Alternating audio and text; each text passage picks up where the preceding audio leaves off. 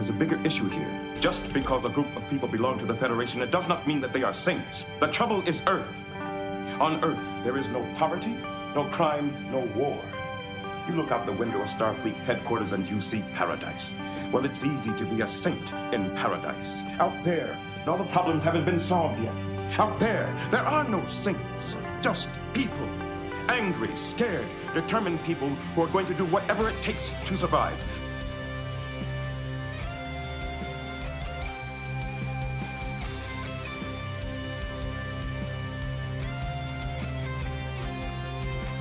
What I want to know is, out of all the stories you told me, which ones were true and which ones weren't? My dear doctor, they're all true. Even the lies? Especially the lies. On behalf of the Bajoran government And the Promenade Merchants Association, I officially welcome you to Deep Space Nine.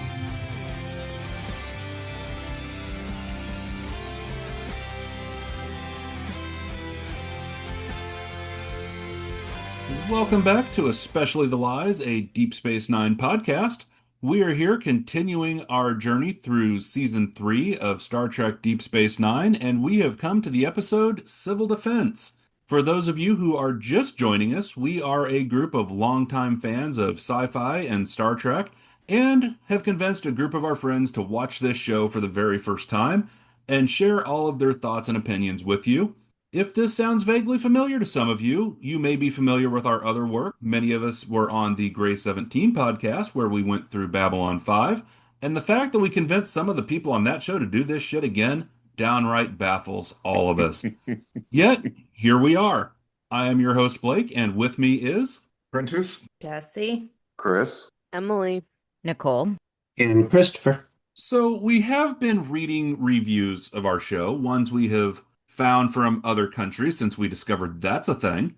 But sometimes one of our hosts does something on the show that our fans want to comment on.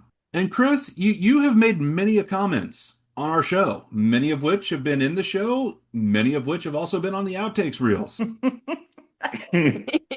we have had Sit's Gems as breast meat and coochie print on blast. Oh, yeah. One. We have had some gems from you, sir. But I'm going to read an email from Mr. Beast 667. Not going to give you the rest of the email. We'll say that's the email address. Doing Odo a solid. When Chris was talking about the founders letting Odo go, he referred to them doing Odo a solid. Somebody ought to let him know that the founders would look at that expression differently. So how dare you, sir, say that the founders would do Odo a solid? That's good. That's Hey, the man. kind of shit I expect from people that listen to us. I thought they were talking about fucking Chris. What are we doing? I missed something. You were talking about climbing him like a tree earlier. God damn it. I expected way more from Mr. whatever the fuck his name was. Okay. So now that Jessi has expressed her disappointment at the nature of the email, Chris, do you have any response to our listener who is concerned with people doing Odo a solid? I mean, no. Thanks for your comment. Thanks for the engagement. I mean, it is what it is. I do Odo a solid. You know what I mean? Like, that's my guy. It is what it is. Face.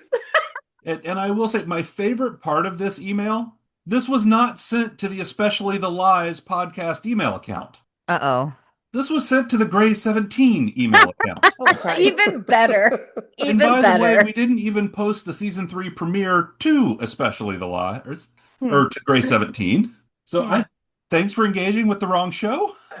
We hope we're glad you're listening. Hey, Odo Right, on Grey thanks for the 17? engagement, man.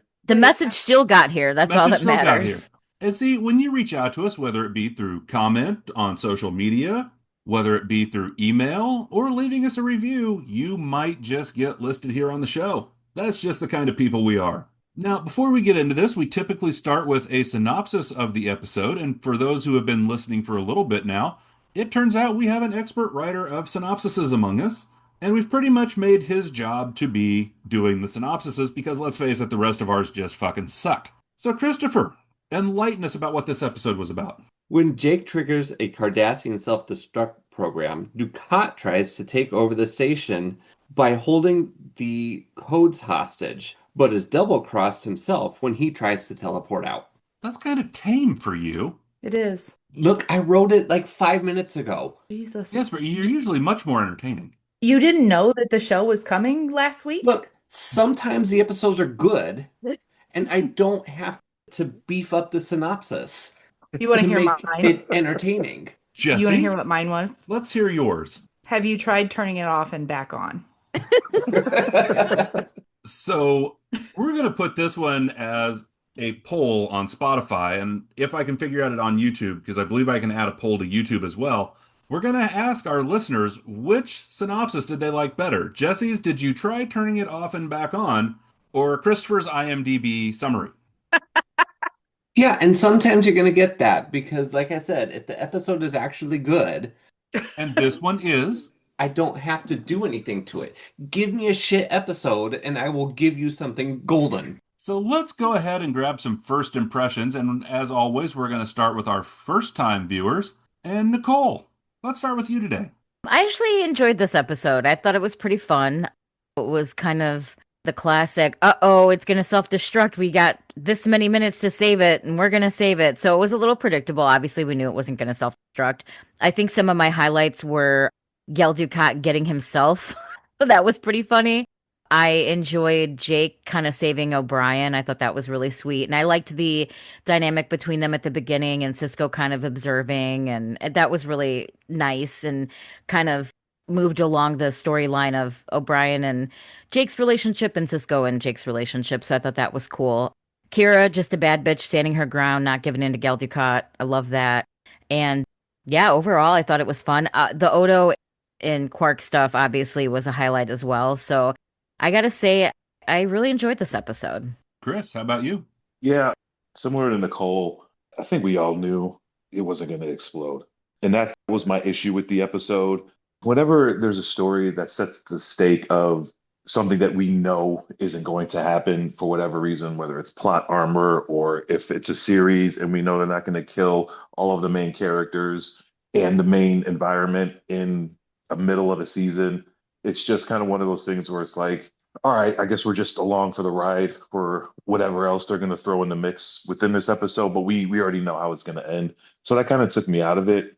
There wasn't really anything in terms of a B-C storyline. It was, again, pretty linear and straightforward, which isn't always a bad thing because it did have moments. The banter between Quark and Odo in the security office was a bit entertaining.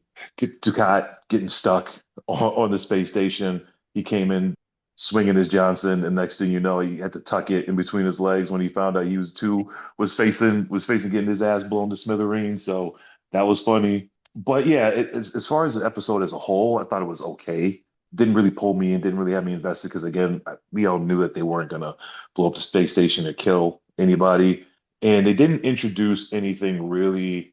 I felt in the episode, and again, I don't know because I don't know where it goes, but I didn't feel like they introduced anything that really set up something major or gave us a deep, some deep insight into anything that had previously happened or any of the characters or anything that's could potentially happen in the future.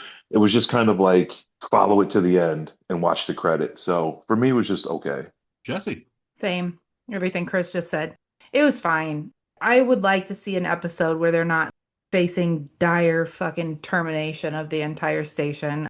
It was good, but like Chris said, you knew it wasn't going to blow up. So you knew that they were going to figure it out. And you kind of knew at the beginning that Sisko and O'Brien and Jake were going to save the day. And it was pretty predictable, but I didn't hate it. So there's that.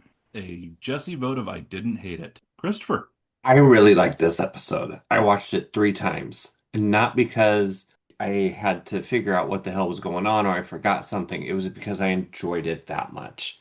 The moments between Jake and O'Brien and Sisko, seeing the mentorship between Jake and O'Brien, and then seeing Commander Sisko and Jake have that moment at the end where Jake is kind of maturing and he makes the decision himself to stay when it's a possibility that the station's going to blow up. He stands up to his dad and says, look, I know that I'm not going to make it, we can do this together. I'm going in with you. I'm not leaving you behind. And so to give him that sort of agency and for Commander Sisko to look at him and say, okay, son, come along.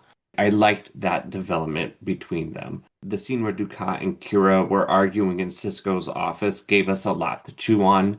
The moral dilemma of her telling Dukat that under no circumstances is she going to let Cardassian soldiers come on to the station. And he says, well, are you willing to let 2,000 people here on the station die? And you can see Kira kind of wrestling with that. Dukat and Garrett were excellent in this episode. And also, Odo and Quark, their interactions are always some of the best. So I really liked it, not because we knew that the station wasn't going to blow up, because the characters, the actors made us feel like there was that possibility, right? The only thing I did not like was Dax. And that is the writing. It's them, hey, we need to give somebody the technobabble, and we're going to give it to Dax. And she was so underutilized in this, and I really hated that. But overall, I thought this was an excellent episode. It's one of my favorites of the season. And now let's switch over to our longtime fans and get their thoughts on this episode. And let's start with Emily. I like this episode. I think it's really enjoyable. I mean, when you get Dukat and Garrick in an episode and they actually have scenes together, they're always, and like, I always love them. I think those two characters are well written and very well acted. Even if I went like Dukat, if he was an actual person, the character that they wrote for him is interesting and he plays it really well. I also like that Garrick called him out for trying to posture in front of Kira. Like, dude, she's not that gonna was fall for it. hilarious. Like, the fuck is wrong with you? That was, and the look of shock on his face was fantastic. And while there was no reason to think that the station would actually blow up, that anything bad would happen to it, we are into season 3, and there are times where you do lose a character, whether or not you expect it. So, spoiler. Never said it happens. I said there are shows where you get to the middle of this series and they might take out a character. So while it didn't feel like it was high stakes for the station necessarily, the potential to lose a character still felt like a possibility. Prentice. You know what? I love the episode. It truly showcases the best qualities of Deep Space Nine, that this is truly a ensemble cast. And to see everybody, even the guest stars, kind of show off their attributes. Amazing episode with that. As someone mentioned earlier, I do like the interaction between Garrett and Gul Dukat. It was hilarious. And it gave you a lot of lore between them. There was a lot of little history shared in those comments about Gul Dukat's father and some other things that give a little bit more meat to the bones of Garrett being an awful individual apparently in the past. So I love that kind of additional lore that was kind of thrown in the episode. And once again, yes, I love that scene between Gul Dukat and Kira. The look of surprise on Gul Dukat's face, like, whoa. Garrett, why did you say that? That was hilarious. Overall, it worked well. I was not bored with the episode. Yes, I didn't think the station was going to blow up even back in 93 or 94 when it came out, but it was still a fun episode. So I liked it. So I also really like this episode. I love any time you can get Mark Alimo in as Gul Dukat. He is just fantastic in the way he played that character through the episodes he's been on so far, and just the way he does that. And especially with Garrick. I mean, Garrick can annoy people anyway, and watching him with Gul Dukat in this episode and the back and forth between the two of them is something I really enjoyed. Also having the Quark and Odo bit in the security office, and especially when Quark's standing there with the phaser shooting at the door, and Odo starts to tell him, yeah, you're pretty crafty for a Ferengi, and then at the end it's like, yeah, I fucking lied. I thought we were gonna die. I was just being nice to tell you that. So I enjoyed that scene. I didn't mind the story, and yeah, you knew the station isn't gonna blow up. Anybody who watched 7 seasons of Star Trek The Next Generation and knew how many times the warp core was going to blow up on that damn ship, they weren't going to blow the thing up. Well, at least not until Star Trek Generations, where they actually did it, and then Troy Hot dropped the saucer on the planet. But that's a separate issue, and that was in a movie. But within the series, yeah, it wasn't going to blow up. But I think the way the characters portrayed it, the way the writing portrayed it, there was a bit of stakes to it with the turns. I like where it was, well, we've got to figure out how to do it, or just shoot the life support system and buy yourself a little bit more time. So there were some options there with it, and really going through the whole story, I do think there were some plot holes in it, which I never noticed when I first watched it, but now that I've watched this series more, and honestly I'm older than what I would have been watching this the first time, is yeah, there's some plot holes in it that make me kind of go, really, this could have been resolved in like 5 fucking minutes. But other than that, I do enjoy the episode. So let's go ahead and jump into some of our conversation. And Nicole, I see you want to jump in. Yeah, as predictable as the episode was and the fact that it wasn't going to blow up, I think the key element of this episode and probably the best part was the little nuggets that we got. The lore, the character building, the background information, because I feel like that was probably more so the forefront of the episode as opposed to the dilemma of, trying to save the station and not blow it up, right? I think what we learned about each character and the interactions that they had was probably more of, I guess, an A plot in my book, because I feel like, somebody had mentioned the Garrick and Gul Dukat, we learned a lot more about their background and their lore and their kind of history. We got to see that development of that mentorship relationship with O'Brien and Jake, Sisko accepting that Jake is older now and he's growing up and he doesn't have to protect him as much as a child anymore. I think that was very prevalent. And I just like the Odo and Quark stuff. And it's so funny because even though Odo was like, oh, I said that because I thought we were going to die, you can tell there is a little bit of friendship between them. It's kind of like, God, I hate this bastard, but I also love this bastard at the same time. It's like that friend that you can't get rid of. So it was really fun to kind of see that. And I think that to me was the most exciting part of the episode, was just those moments of character building, learning about them, learning their backgrounds, seeing how they react in situations, seeing how Kara stood her ground, even though she kind of thought about it and toyed with that in her mind.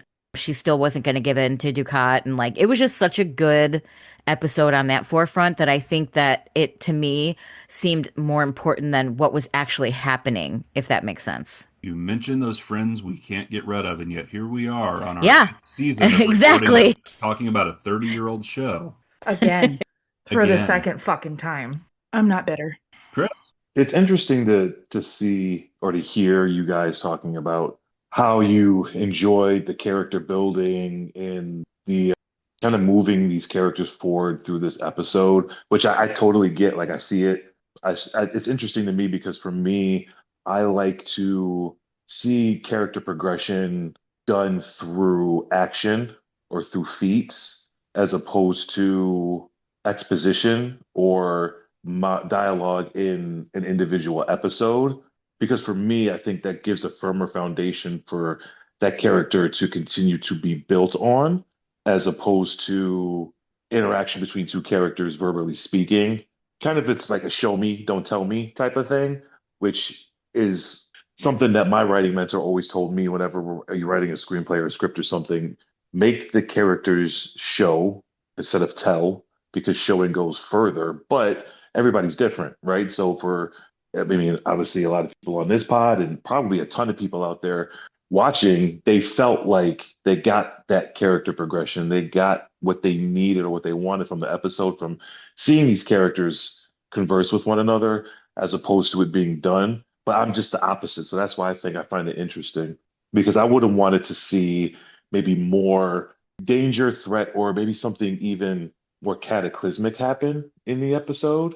Like Emily had alluded to, when she's like, there are shows where people do die in the middle of a season. Like, not to say that they should have killed somebody off, but like presented like that clear and present danger and really put the characters in it and make them overcome it, or make them barely survive by the skin of their teeth if you're not going to kill them off, and then have that be something that sticks with them, that they have to mentally and emotionally overcome in the future in order to get that character to the next level, to show like that big leap in growth and progression. But anyways, that's just my kind of what I was looking for or I would have liked to see in the episode. Another thing that bothered me is it just me or does it feel like everybody on that fucking ship is like a master technician and they can fix anything anywhere at any time? Because they have multiple, like, I'm like, this is Chief O'Brien's shit. This is what he does, right? Like, not to say that everybody else is going to be completely inept and just dumb when it comes to maintenance on a ship, but it just seemed like everybody had all of this extensive knowledge on how to fix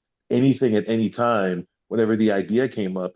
And I'm like, what are we doing? Why are we giving everybody this master knowledge of how to fix the space station? Because for me, it kind of takes away from O'Brien's character. It's like if this is his thing, and not to say it diminishes him, but I'm like this is his joint. If everybody can do it, then what really makes him so special or so distinct outside of anything else that you throw in there? Like at the end, when Sisko gets inside the nuclear reactor or whatever the fuck it was, and he starts pulling out all those liquid tubes and shifting shit around like he was doing that shit blindfolded when he was 10 years old. I'm like, what is going on? And O'Brien's all passed out. Like, if they would have at least had O'Brien wake up and kind of like walk him through it, I feel like that would have made more sense to me. But like, I think Christopher even said it earlier. It's like you got Dax underneath the hood of the fucking space station, just fixing shit left and right, gets her hands burned. But it's like, it's okay. I knew what I was doing anyways. It's like, what? I don't. I'm not a fan of this kind of explaining things away in the episode by making everybody be able to have all of these skills or all of this knowledge out of nowhere. Where I don't really feel like they built that foundation in the past to say all of these characters know the ins and outs of this space station and could fix shit with a hair clip and a fucking piece of bubble gum, right, on some MacGyver type. All right, I want to respond to that just a little bit. I love it when someone jumps Jessi with her hand up. No, because because I have a very specific point about what Chris is talking about when he's saying that this is something that it takes away from O'Brien, but O'Brien, in all purposes, is the chief engineer. The way I see it is that in order to be in charge of a station like this, you're going to have some of this experience in your resume, right? So Sisko is not a noob in like going in and like, I don't know what I'm doing. This is all foreign to me. He's going to have to know the ins and outs of it in order to ever be given command, right? Dax has lived 7 different lifetimes, so she's going to have a wealth of knowledge. And Dukat wrote the program. So for all of them to be able to have that different sort of level of knowledge, I think that it's in there. I see why it's in there, but I get what you're saying. But I also understand why Sisko would have that sort of knowledge of the reactor going into it, because they're not going to give somebody the station who doesn't have that sort of knowledge. Well, and I'm going to add to that too, because they do establish kind of, what was that, Prentice?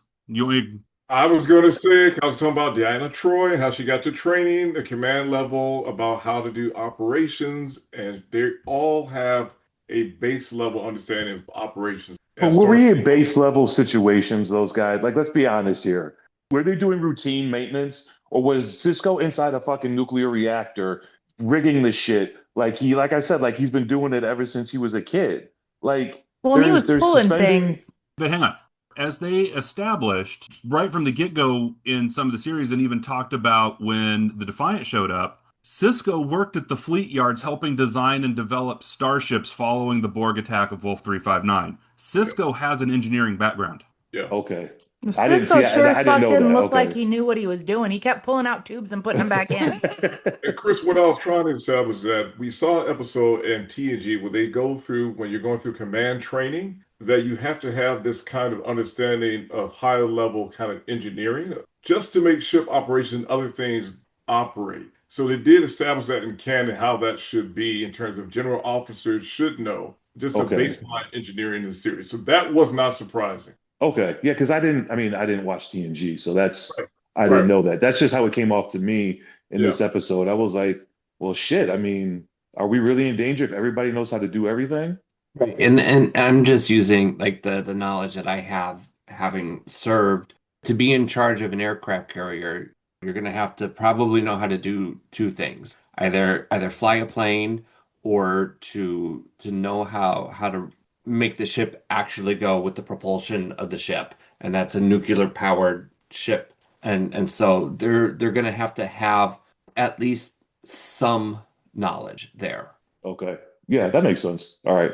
So now that we've all passed over Jessi, who was waiting patiently to make a comment, Jessi. You guys are too fucking nerdy for me because I have I have ADD, so I'm very surface level, right? You guys are all talking about character building and all the fun things that this show did, but my brain says I have an old diagnosis that was ADD, so it's ADHD inattentive now. And what does that tell you? I don't fucking pay attention to the character building. I'm watching the plot. So I literally wrote disengage the laser fusion, blah, blah, blah, space talk. Like you guys carry on because I got nothing.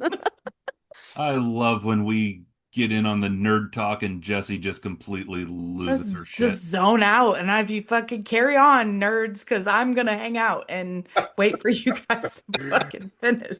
And all I heard this was Chris is why is wrong. Some of our listeners have questioned before, why would I have given Jessi a book on time travel for Christmas? Because it entertained the fuck out of me to do so. For this very reason. I read the first chapter. I was going to do a live thing, and then it stopped recording after 2 minutes, and I never fucking picked that book back up. Prentice. I want to circle back to something Chris said about there wasn't enough at stake to see a long-term character growth dynamic in this episode. I understand what he's saying. It made me think about what was at stake when we had Best of Both Worlds back in TNG. We kind of knew the ship was not going to be destroyed. We understood that humanity was not going to be assimilated. But for what it did with the character of Picard, it forever changed that character. And there were later repercussions. So, Chris, I understand your point about that, but still, it was a fun episode. It was just a fun ship in a bottle episode, self-contained episode that I just really liked. But I get your point, though. I'm just saying, I get your point. Yeah, and I'm not saying Chris is wrong. You all could think I'm wrong. I didn't state it as a fact. I said this is how I feel watching the episode. So if you disagree with me, you can disagree with me all you want. And they are valid. They are very valid. No, but I'm saying I didn't think the bad episode was bad. Like it did. And again, I did say it did have points where it was entertaining. I thought the banter between Quark and Odo was a bit entertaining. I felt like, and somebody else brought it up, but the Dukat and Garrick back and forth. Like Garrick just really does not fuck with Dukat at all, and vice versa, which I thought was funny. So yeah, like there were entertaining moments throughout the episode, but I can see how people could really like the episode as well. For me, there was just it just didn't land for me like I would want it to. One of these days, I'm gonna not be lazy, and I will go through all of our abundance of old episodes, and I will find a sound clip of Scott telling people that they're free to be wrong. Just listen to the first You don't have to listen to that season. many. I think it came up multiple times in like the first 10 episodes. Like, I will go find one. I'm just going to have a sound clip that if I need to drop into an episode. The first I'm couple sure he episodes told me about 7 times while we were watching Dax. That's what I was. Yeah, just listen to the first couple episodes with Scott and Christopher on the same episode. I'm actually thinking if I went and found some of the Grey 17 ones and listened to any of the dialogue between Scott and Kevin. Oh, that's exactly what I was thinking too. I was like, just listen to one of him telling Kevin why he was wrong. Yes, that could actually be better. Finding one where Scott is explaining to Kevin why he is wrong. His pompous fucking attitude when he was telling Kevin he was wrong. It was just like, it wasn't opinion, it was fact. I believe it was called condescending self-righteousness. Yeah, that's about sums it up. And again, he was our friend, did we say this lovingly? Listen, I miss him every day, but I don't miss him telling me I'm fucking wrong. The look on Prentice's face right now. I'm like, friends like these, my God. Right. The only time he really told me that I was wrong was when I said it was wrong to kiss with your eyes open. That was It's weird. He was ready. He did not let that go. He did not let that go. God, that was a weird conversation. So creepy. Great, now I'm traumatized because I'm gonna relive that bullshit. While we're on that subject, let's talk about something else equally traumatizing. So, Nana Visitor was talking about this episode, and this is the episode where as was mentioned, Garrick looks over at Gul Dukat and's like, she's not going to be interested, dude. Let it go. And Nana did not like that very much. And the comment she made was that her character a few years prior, if Dukat would have wanted her, there would have been nothing she could have done about it. Like, he could have had her, there's nothing she could have done. They were in charge, right? So she objected to that kind of being a cute, funny, humorous moment. Right. And rather, she thought it would be one that Kira would be disgusted and panicked about because, as she put it, to her, Dukat is Hitler. And that's never something she's going to get over, never something she can forgive. And as she said, Kira may have started to see Cardassians as individuals, but she was always going to hate Dukat. So she did not particularly care for the way that got played. Emily. Well, since you brought that up, I liked that interaction because I liked that Garrick was calling it out. And I think it also impacted their dynamic when he was like, oh, just let me bring some of our people and we'll have like ships around the station. And like, again, trying to manipulate her. And just like, yeah, we're not playing this game. But I can absolutely see why it would make her uncomfortable given their history. And nope, can't say that. Never mind. About to say, Emily, shut up. Don't be me, Emily. Don't be me. Yeah, don't do Apprentice. Don't do Apprentice. I mean, think of that poor listener in the UK that's already getting hammered every time they listen to the show. We don't need to give them more reasons to drink. Well, if they need a reason to drink. Nicole. So, speaking of the Garrick and calling out Dukat thing, how much would it take to get you to hit Dukat? How much money would it take? I have to ask. Like, you mean get your freak on hit, or hey, how much would it take you to be like, okay, I'll hit it, like, let's go. Not enough money in the world for me. He's got a butthole in his middle of his head. There's not enough money. Oh. Meanwhile, back on the ranch, the next subject. That is just something and you just talk. You know, I don't think they've talked much about Cardassian anatomy like we've discussed Klingon anatomy. Ew. I think we can move on and let Christopher talk now. Okay. I was going to say something actually, but I'll come back later. Commercial. My question was, I guess, and you sort of answered it, Blake, was I thought that Dukat and Garrick, that the two of them were improving during that scene, because Kira's reaction when Dukat was basically propositioning her reaction to that, and then the reaction when Garrick said, it's not going to work, and you, a married man, like she just, her face was like, what the hell is going on? And I thought it was so priceless. But so that was all scripted? Yeah, they're just that good. Yeah, then they were that good, because that seemed improvised to me. And I guess for me, that for it to seem improvised and the reactions to be that genuine when they're going over it probably 3, 4, 5 different times, or however, I don't know, they're doing it so often, and to still have that effect, it was great. Nicole. So I actually do have a legit question, because obviously the Cardassians used to enslave the Bajorans and rule over them and stuff, right? But they legitimately hate each other, right? The Cardassians and the Bajorans. So is he secretly into her? How would that even work if they hate each other so much for him to, I mean, I guess if they were in charge, he could just take them and do what they want with them. But I would think that they would be looked down upon. Well, okay, go back even into your World War II history, Nicole. And how many take the Germans and the Nazis, and they took women from whoever. Yeah. But that's concept.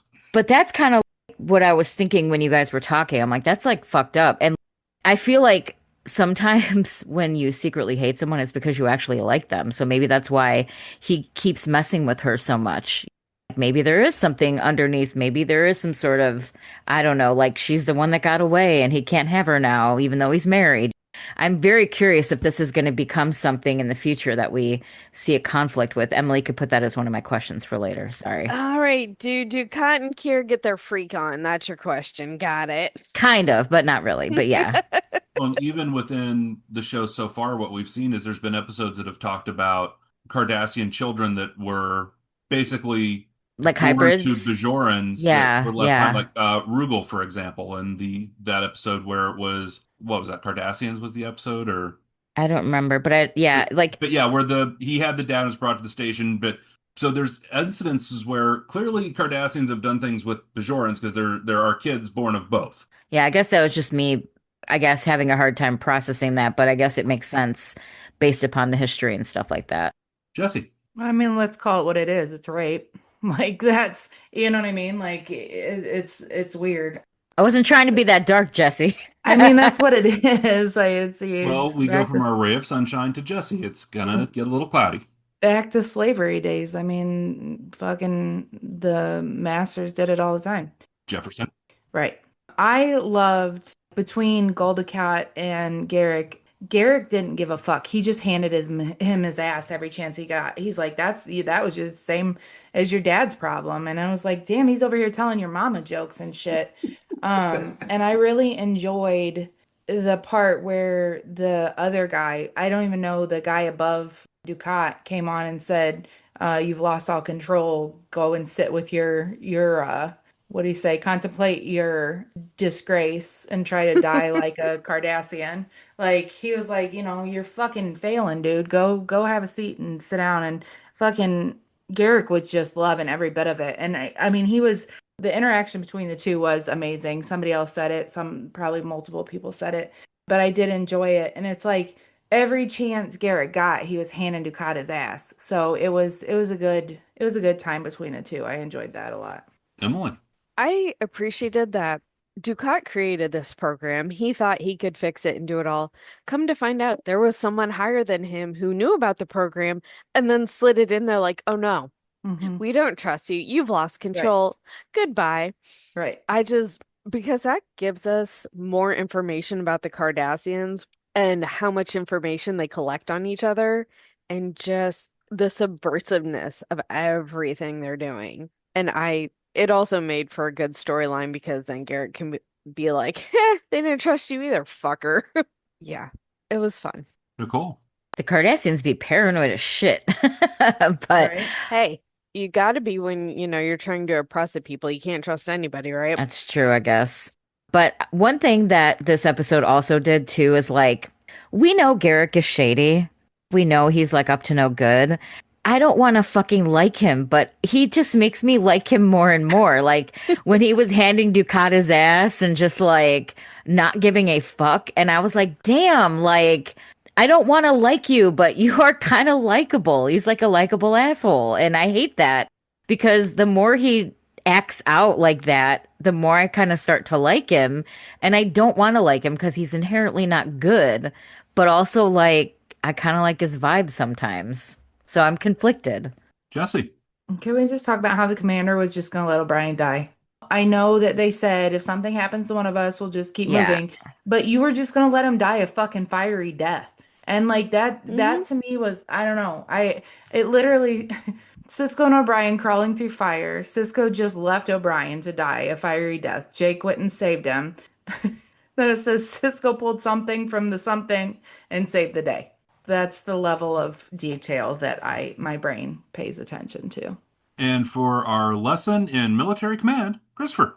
But my point is that you have, as was mentioned earlier, you have 2,000 people on the station. And if they don't go and stop the damn thing from blowing up, they're going to die. They're all going to die. If Sisko doesn't go there and fix the problem, not only is just O'Brien going to die, he's going to die, Jake's going to die, the entire damn station's going to die. So he can't look back. He can't stop and say, I need to go save O'Brien. He has to go and save everybody else. And then hopefully O'Brien's still alive to hopefully. Save. Or Yeah, you're looking hopefully. Keiko in her But face that's and telling the her damn job. you let her fucking husband die and the child, Yeah. whatever the little child's name is, the Yeah, little baby. and Let them all And die. I he's don't gonna fucking have to care. live You know with what? that. I mean, they're on Bajor right now because she went and did the botany thing, and because O'Brien's a terrible husband and can't live on the station with her, so he sent her off to Bejor to go look at plants. So I would have turned around and hauled your skinny ass with me. Like, you just gonna fucking let him die. And I would have told your ass to go and stop the thing from blowing up. You know what this tells me? Come and get me. I will not be taking you when something goes crazy because you're gonna let me die. And so you would have let everybody die just to haul your ass. We're all gonna die. Listen, everybody's dying. I'm not gonna leave Christopher laying there on his fucking back in the fire. I'm just not doing it. No, I'm not. I'm gonna carry his skinny and ass I'm with going me. to tell you to leave me there and go fix the shit. You know what? Then I'm come fucking back and fireman. save my burning ass. I'm gonna fireman drag your ass through the fucking fire, and you're gonna help me. So he clearly didn't know what he was fucking doing. He's pulling tubes out and putting them back in, and pulling more out and putting them back in. He needed fucking O'Brien, but he left him to die to save himself. Don't love it. And then he had care. 2 left in his hand, like, you know, when you're putting something together from like IKEA or some shit, and you got all these leftover screws, you're like, what the fuck? This thing's gonna fall apart. I understand. Order your space station from IKEA. Right. I like understand. Give you a little wrench. I understand the directive of like if we, but I thought Sisko was gonna fucking bow out and die a fiery death. No, it was O'Brien, and the commander was gonna let him die.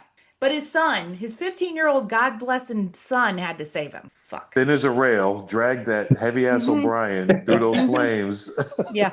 In those stirrup pant. Easy. Illogical. To be fair, solution. Sisko did look back and he was conflicted, but he knew if he didn't go that everyone would die. And I think inherently he knew Jake wouldn't let anything happen either. They weren't going to let O'Brien, nobody was going to let O'Brien die, but Sisko was. No, he had to go. He felt conflicted and we had to save everybody else too. And O'Brien wasn't dead. He was just hurt. And that's why fine. being in command sucks. You have to make shitty choices. Don't put me in charge of shit because we're all dead. We have learned that over the last 20 years. Because you're going to try to say one of our dumbasses. Yep. Yep. I'm not going to let Christopher burn to a crispy crust. Unless you're the one that put him there, in which case we're not Then ruling he's on that his out own. either. Yep. So that's one probably thing more likely to than not. let him go to meetings in a mismatched suit. It's another thing to let him burn. No, Christopher, your outfit looks great. I really thought it did. That's the problem. Yep. That's what you get for First pissing clue me should off have been and when asking Jessi me was for- nice. Yeah, he pissed me off and then asked me for my fucking opinion. You should have known better. So this episode has produced, for anyone who hangs out in Star Trek groups, which some of our newbies, be careful, we've warned you, don't do that. But if anyone has seen the attention Bajoran workers memes that are out there, Yes. yeah, this episode is the source of the attention Bajoran workers memes, and there are some good ones. Yep. I actually saw one yesterday when I was getting ready for this show, and it was, they replaced Gul Dukat's picture with Elon Musk, and it said, "Attention Bajoran workers, I'm a twat." That's good. So there are some good attention Bajoran workers, especially some related to the Epstein files. There are some very funny. And now we can share them because they've seen the episode. Yes, we can now start sharing them with you. I just try to avoid everything Star Trek because I'm not trying to fucking have to Google Gray 17 again. So. All right. Anything else that we want to bring up on this episode? Do you think Kira would have let the station blow up? Before Do you she gave think it back that to she would Dukat? have? Yeah, before she handed it over to Dukat. Yep. Oh, absolutely. 100%. Because she knows that handing it over would be worse. She's been there. She lived it. She fought it. She knows. It's like Killmonger said, death is better than bondage, right? Mm-hmm. So they say, bury me in the sea. Yep. I was just wondering if, I mean, because like that's the vibe that I got from her, and that's I knew that's what she would do, or at least that's what I felt that she would do. I just wanted all of your opinions on it. Oh yeah, she would have pushed the button to blow that son of a bitch up herself before she would let it fall to him. Mm-hmm. So one of the plot points I want to bring up on this is, especially the more I've watched it, and Jessi, feel free to quit paying attention. This is going to be a nerd moment. I've already checked out. Go ahead. Perfect. See, I knew if I waited long enough, Jessi would just check the fuck out and I could just start in. So, obviously, Dukat showed up in a ship and beamed onto the station. They have the Defiant parked right outside. They have at least 3 runabouts. Now, I get that the station systems are offline. They kind of took out the transporters, the life support. Those systems are not working. When they're trying to figure out, oh my God, how do we get to level 34 and do the thing? You've got a ship parked outside with a working fucking transporter. Use the Defiant, beam someone the fuck over there, and then beam them the fuck where they need to be. They didn't have to crawl through the fiery tunnel. Just saying. See, nobody had to die, Christopher. Yeah, but how far was it logical away? Points. Because they were trying to get to the rescue pods or whatever, and Jake was like, those are clear on the other side of the station. I'm never going to make it over there. We only have 10 minutes. I'm never going to make it. So you could argue that it was really far away and they weren't going to be able to make it. Christopher, if you've got a warship parked docked to your damn station, do you not have somebody sitting on board the thing to, I don't know, keep people the fuck off it? You would think that somebody would, yes, be on watch. Yes, absolutely. But if the communications are down and you can't get to them. But by that point, they were back, remember? Because they were talking to him via communicator to tell him where to go. The internal of the station. My eyes. Yeah, you can use the communicator to call someone on the Then Defiant. they would have to create a new character to have like someone on the Defiant, right? To like work with them. There's enough. You could have had some red shirt. Well, they're gold shirts now. They were red in the original series. But... Bring in a red shirt to be sleeping on the Defiant. Yeah. They didn't have a problem putting one in when the replicator gun was going off. What you saw someone got disintegrated there. Yeah. Maybe that was him. Maybe that's where he should have been. And whoops. He was coming back to check in. And there was a solution docked right the fuck outside. Damn it, Johnny. Your ass was supposed to be on the Defiant. Is it back from being repaired after their little excursion? Well, when they were going to evacuate people and they ordered them to go to the runabouts and the Defiant, it kind of implied it was there. True. We did just randomly lose a Federation officer. He was just evaporated, right? That is something. Yep. And but that was just a Bajoran one, though, right? Because they're not. No, he was human. Not part of the Federation yet, right? No, he was human. He was human. He was in Starfleet uniform. He's a little slow on the uptick and got erased from memory. He was in a red striped uniform too. Look, I'm colorblind, okay? I can't tell half the damn time. But I did love the Starfleet officer gets vaporized by the thing in the replicator, and nobody stops to even go, oh, son of a bitch, Bob just got killed. Correct. Nobody came to damn. It's like, shit, there went Bob. It's like, who was you being colorblind makes so much more sense now why you fucking went to the Capitol in such a fucking weird combination. Are you just learning this? Seriously? No, I remember. I forgot. That's something that my brain didn't hold on to. And I wish it would have. So random. That's why I was going to you and asking you. It wasn't just flirting. He actually needed help. That you know what? What did we learn that day, Christopher? Don't piss off Jessi and then ask her for help. Since we're here in the neighborhood already, what color combination did you have on that day, Christopher? What happened then? I don't remember anymore. But a weird colored tie on. He had the tie didn't match the suit, and I think he had different fucking socks on too. And I was like, "You look fine." There were different colored socks. The socks were not the same color. Yep, looks great, Chris. You're doing wonderful. I would normally have everything laid out as like this is outfit A, B, C, and D. I didn't do that time, and I was like, well, I'll just ask Jessi, and I pissed her off the night before because it's who I'm an are. Asshole, and my assumption was, yeah, she's not gonna hold that against me the next morning. What did we learn? That she held it against me the next morning. And I get on the elevator and somebody else looks at me and she's like, who dressed you this morning? I'm like, Jessi told me I looked fine. She's like, oh, honey, no, you don't. Did you make Jessi mad? Ooh, terrible. Moving on. That's third-hand embarrassments right now. Also, he was a raging fucking Republican at that time, so he got what he got, okay? Like, it's not my fault you make terrible life choices. So he got what he wow. We're still talk about holding grudges. He brings up old shit all the time. It's fine. We're moving past this. I really feel like you both need some couples counseling. They do. Do they do ex-spouse counseling? We have no children together. Why? Why would we need counseling? For the enjoyment of this show. Yeah, let's. Film Maybe the I can get sessions my. and put it on the Patreon. Does anybody else have commentary on civil defense? Okay, so let's go ahead and wrap this up, and we're going to get all of our newbies' questions and predictions, and then we're going to throw them off the show and talk about them. Jessi. Question number 1. Why wasn't Dukat called immediately? Were we just gonna fucking let it go? We weren't gonna tell anybody. The fucking person on the screen wasn't contacted until he magically showed up. Question number 2, what is higher than the security level 9? And if you fuckers say 10, I'm punching everybody involved. 11. I was about to say it's 11. Why is there a higher level security than the highest level security? We needed it, I guess. And 3, are the crew of DS9 ever not in risk of mass destruction? Chris, your questions and predictions. That's a really good point, Jesse, because I think in past episodes, whenever there was something going on the space station and they couldn't get access to it or couldn't figure it out, they did call Dukat. So But we just forgot that the guy on the screen would have the password, whatever. right. That's a very good point.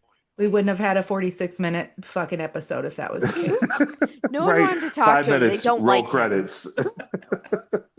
It would have been 5 minutes, roll credits. Dun, dun, dun, dun, dun, dun, dun, dun. My questions. Yeah, I mean, I don't know. I don't have any questions. I'm glad the episode is in the books, and I'm hoping we get back to the more substantial, heavier storylines that continue over multiple episodes. As the kids say in the anime series, this was a filler episode that I feel we could have done without. Thought you were gonna say 6, 7. Nicole. Questions, predictions, random bullshittery. Oh God, my brain hurts after that 6-7 comment. Her one question is, Mine hurts Dukat always want when to I get... edit this. Yeah, Let's see, does Dukat have the hots for Kira? that was one. And then I also thought, why didn't they just call Dukat at first too? But I guess that would eliminate the entire episode. So, Okay, moved on to the next one. but I really don't have much otherwise because I feel like, yeah, I don't really got much else. Christopher. So, what other bugs did Dukat program into the station, and when are we going to find them? What is the history between Dukat and Garrick, and apparently Garrick and Dukat's father? And God damn it. Fucked his dad. wait, look. I'm just asking because Bashir looked at Garrick and looked at, when they were having when him and Dukat were arguing, he just looked at him like that boyfriend who has had enough with his boyfriend shit, and he was just like, is this really helping Garrick? And it shut Garrick up. So when do they start dating? All right, Garrick and Bashir. It keeps getting worse. Does. Why are you flirting with your ex in front of me, damn it? Yeah. Ooh. Leave it to us. Just leave it to Blake's us. gonna love this one. Mm-hmm. Do we have all the questions and predictions? Yes. Yes. Okay. Wow, what Alvin's the shipper this go round. Alvin. Well, Chipmunk is shipping people. Okay, so that wraps up our discussion of civil defense. Mm-hmm. We will be back next week, and God, I cannot wait to hear the synopsis we get for next week's episode. Oh, Oh, fuck. great. Oh, so that Next means it's week- going to be shitty. Next Awesome. week, we're going to talk about Meridian. It's fantastic. It's You will love wonderful. it. You will love every fucking second of it. It Yeah, will be Scott the told us best that for 3 episode weeks ever. for Alan Murray. I don't believe you. Okay, Alan Marine was good though. It was not. I cannot wait to hear the synopsis for Meridian for next Oh week. god, I'm looking forward to that. That may be the highlight of next That's week. going to be a personal fucking highlight. I'll make I the promise I episode have to better. watch it. But we will be back next week and talk about Meridian for better or for worse and share all of our thoughts and opinions on that particular fantastic episode of Star Trek Deep Space Nine.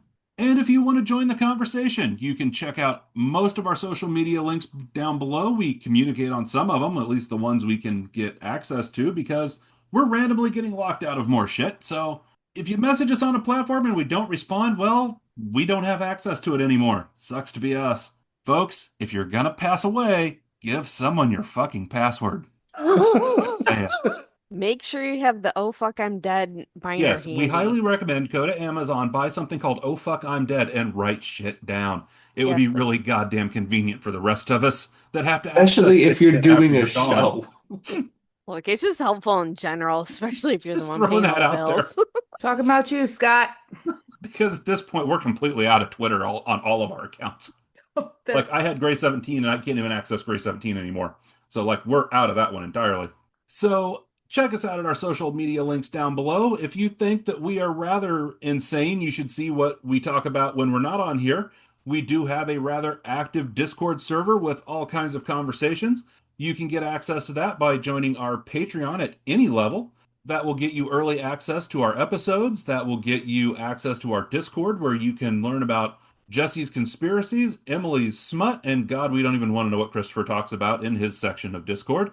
You know, But there's a lot more balls in his section than mine, though. there really are. There's a lot more conversation about balls and things that you do with balls that happen in Christopher's Discord corner Yeah, than in the smut corner. So yeah, mine's gotten not so smutty lately. I gotta get back to it. Sorry. yeah, the smut has kind of dried up and the focus has gone to Christopher's balls.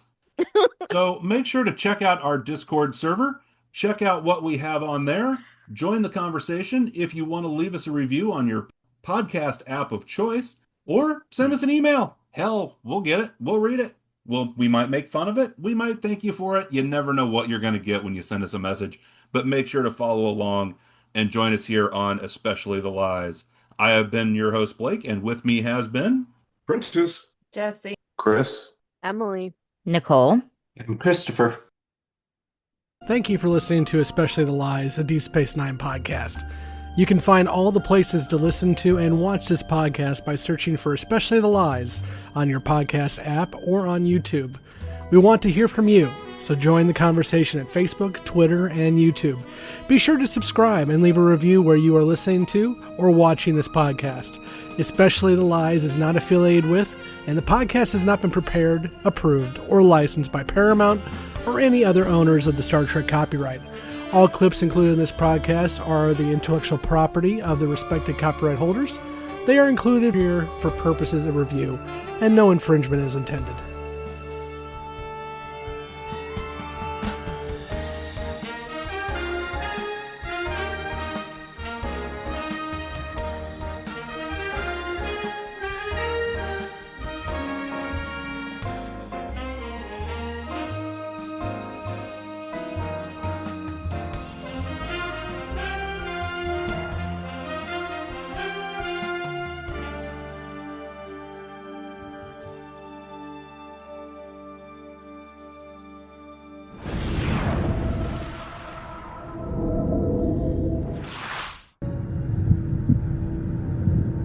Why have you brought me here?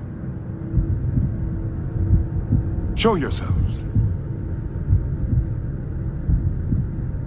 What do you want? The Sisko has returned to us. He arrives with questions. There are always questions. Welcome back to the portion of the show that we call Visiting with the Prophets. Hey, I think I finally got it right after a season and a half. We're here now to talk about all of our newbies' questions, predictions, the areas where we might have provided a little gaslighting fuel, and see what we can talk about. If you have not watched past Civil Defense and don't want spoilers of what's coming up, you should probably check out now. If you have watched past Civil Defense, we're sorry. That means you've watched Meridian, which is next week's episode. And we sincerely apologize for having you watch that episode along with us. So let's go ahead and jump into all of our newbies' questions and predictions. Emily, what do we start with? All right. They did have a good question about why Dukat wasn't called when it started. Because the communications got taken out. Yeah. Exactamundo. He called himself, said, hey, I'm going to blow up my own station, and then he showed up. I mean, at least they had a question that was related. Yes. Even if they forgot a minor detail. What's level higher than security level 9? 10, Jessi. 10. The Obsidian Order. Yes. They have their own system. You know, it's kind of like a certain person who shared their social media ads with us. When you've known this group of people for as long as you have, and Prentice, I know you've not known us nearly as long as we've known each other, but you fit right in with us. When you've known this group and gotten to know this group, when you say something like that, and then don't expect us to respond with the automatic smartass response, it's like, really? And did you really need to insult Prentice like that? You fit right in. I mean, that He feels really like an does. insult. I know. It's the one of us chant. One of us. Let's see. So, Nicole asks, does Dukat actually have the hots for Kira? Fuck Yes. yeah. Yes, he does. Oh my God. And her mother. Oh, I can't wait for that now. Oh, that's going to be a fun episode. Oh, it's going to be so good. Thing is, that's actually a really good episode, too. I know, it is actually a Fantastic good episode. I just hope they can get over their thoughts and feels when we get to it. Oh, they won't. No, they won't. Not a chance. That discussion's gonna go absolutely off the fucking rails, and we're probably gonna get, I'd say, about 15-minute rant from Jessi on It's that got one. everything Jessi loves. A time travel component. Yep. Awkward romance. A creepy male lead. And plenty of ick. Oh, yeah. She's gonna love this. Yeah. Oh, she'll love the coercion aspect of it all. He'll be great. Christopher asked a good question. Did Dukat plant more bugs? I mean, that's a legit question. Right? Because obviously he had... I mean, it makes sense to have some programs in place because you assume they're going to revolt at some point because that happens. This isn't the first time they found a hidden program in DS9 either, because they had the aphasia thing in Babel, which was actually left by the Bajoran resistance. Right. You know, when you're on a contested place, there's going to be gonna find some things. shit. Yeah. The history between Garrick and Dukat and Dukat's dad, which... There are some daddy issues there. Oh, I don't recall them ever talking about Garrick's history with Dukat's dad. Not directly, but it's clear his dad had some run-ins with the Obsidian Order. Yeah, that was my guess, is it might have had to do with Inabran and issues with that, but I didn't recall anything specific. But yeah, Dukat and Garrick, they go back. Oh, yes, they do. They go back. And yeah, there's absolutely tension there. And then Christopher asked about Garrick and Bashir. And No, that does not happen. That never, other than that Lower Decks episode with an alternate universe group, that never becomes a thing. I mean, it might happen in some fanfic, but not in the series. Oh, there's lots of fanfic about it. Oh, I don't doubt, because that's a pretty... You could easily make that spicy without too much work. Oh, yeah. Well, Andrew Robinson's even said he played Garrick with the idea of he wants to bang Bashir. Yeah, and Andy Robinson's been very upfront about that. Yeah, and he sells that very well. But that pretty much covers it. Or Jessi asks, are they ever not at risk of mass destruction? I mean, no. That's kind of the whole premise of the show, though. Yeah, kind of, pretty much. There's a station that is no longer occupied, but was recently occupied. They're at the wormhole, and there's a species on the other side of the wormhole that's hell-bent on domination, so... Yeah, I do want to cut, because I think Chris's take was a little interesting on Sisko being able to work on the station and stuff, because we will find out when we get to the episodes Paradise Lost and Homefront. Sisko talks about when he was in the academy, his interest was in engineering and starship design. Yep. It wasn't until he met Leighton who pulled him from that into a command track. But he always kept that up, and he worked on the team that designed the Defiant. He worked at the shipyards. When he talked about leaving Starfleet and Emissary, in the pilot episode Emissary, it was to go work on creating and building civilian habitats. So Sisko is an engineer. He gets it. It would now if they would have put Bashir in that position and had Bashir in your family, it wouldn't have worked. Yeah. But with what we know about Sisko already and what we will even learn more, it absolutely fit to have Sisko there and pulling the rods out stuff. I mean, you're looking, are they damaged? Is it the right ones? Are they? I think they got completely lost in what they were trying to do. Which episode is it when Sisko learns how to use an ancient Bajoran technology to do the solar winds, to do warp drive? Is that this? Yeah, that's sure as hell ain't next week. Yeah, Explorers. Sisko builds a replica of an ancient Bajoran spacecraft, and with Jake attempts to prove that Bajorans developed interstellar travel before the Cardassians. So episode 22 of this season. Yeah. All that to say, I hopefully see further that he knows what he's doing in terms of engineering and things of that nature with this episode. Yeah, well, and I can't blame him because some of that, information about Sisko and his engineering background was so minor at points, and there's so much time in between, it's easy to forget those details. Because even I forgot, and I've seen the show But a it's just funny lot. for as much as someone talks about wanting to see character development and character development to miss those pieces. Yeah, I still think when we get to season 4, though, the Way of the Warrior and forward, they're going to be a lot more engaged with some of the storyline. There's a few pieces coming up with this season that, I mean, Meridian, God, is going to suck. oh, but they're Now the well, we next should have week, a good synopsis from it. oh, we should have a good synopsis. What's funny is I think Nicole's going to love it because it's going to be, oh, they Sappy. were sappy, yeah. Now the week after we get Defiant, which I still want to try to get him to watch that TNG episode before. I think they need to, because it's Yeah, they'll lose it not without going to it. make sense at all. They'll be too lost. Then we get Fascination with the Bajoran Gratitude Festival, where Loxana Troy's horniness rubs off on the entire crew. Yeah, that'll get good conversations about age of consent, I'm sure. Yeah, because pretty much don't you have Jake going after Dax in that one?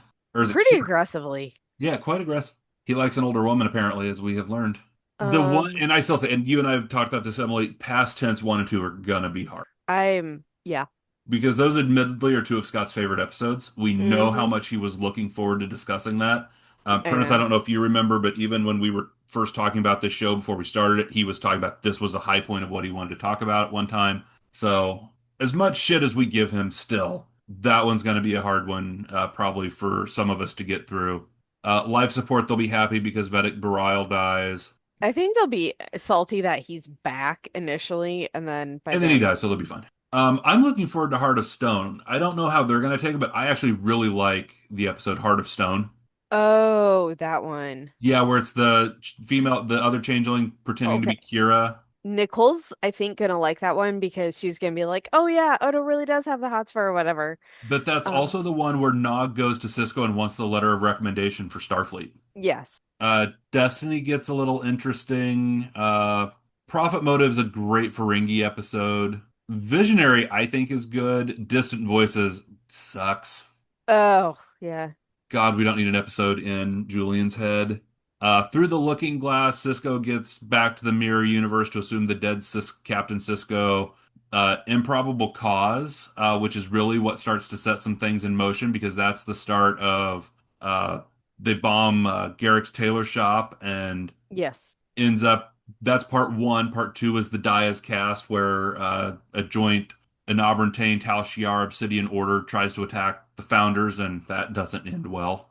And then we get into Explorers, Family Business, which is where we get Moogie, Shakar, which gives Kira a new lover. Facets will be interesting because that's the one where all the past Jadzia hosts come up. And then the Adversary, which is really where I think things kick off and the you start to really see the Cold War behind the scenes. So I think we've got some good stuff coming up with this season.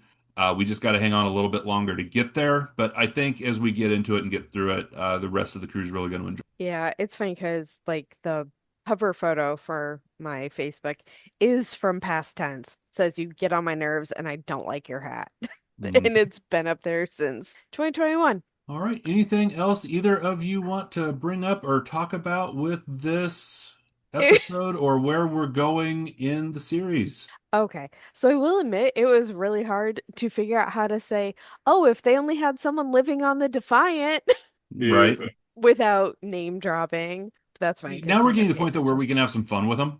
Right, which is why I specified I wasn't gonna make certain comments just to see if they would run with any of it, which they suck. They did. And I will say, as a note to our listeners, is the beauty of it is we've done this to them so much. We can throw something out there. And if we Oh, yeah. frame it the right way, they're never going to believe us anyway.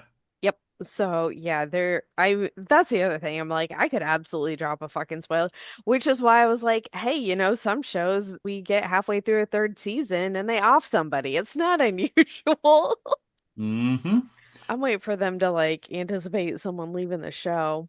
Well, in contemporary around this time when ER was out, I mean, they had characters that went out of that show a few times. So Yeah, it's not unheard of in TV shows contemporary to this where main cast went away. and I mean the show is set in a high conflict zone where there is just a lot of conflict with various groups, so it wouldn't out of line for the storyline for someone that gotten used to Mm-hmm. leave. even if it just was someone like Quark or Rom, who isn't part of the Yeah. main officer group. But no, they didn't run with it. So I'm gonna have to find something more. Well, I don't have much to work with. God damn it.